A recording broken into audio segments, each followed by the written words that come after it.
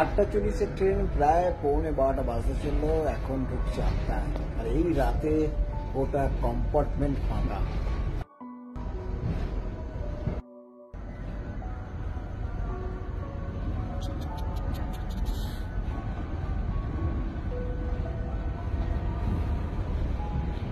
গোটা স্টেশনটাই ফাঁকা। আর হাতে গোনা কয়েকজন তো নামবে ট্রেন থেকে। প্রায় ঘড়ি কাঁটা 12টা ছুটে গেল। কেই বা থাকবে এত রাত্রে। 11:45 পার হয়ে গেছে আমতা স্টেশন। এখন 8:40 ট্রেন ইন করছে। একটা অন্যরকম পরিবেশ সত্যি।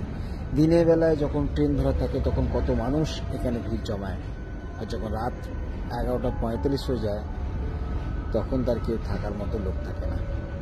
আসলে ফেরার মানুষগুলো আর ফিরতে চায় না এই ট্রেনে। তারাও জানে এত রাতে ট্রেন আমতায় যখন পৌঁছবে না পাওয়া যাবে গাড়ি, না পাওয়া যাবে কিছু, তাই আগের ট্রেনে বেরিয়ে যাই। ঠিক তাই।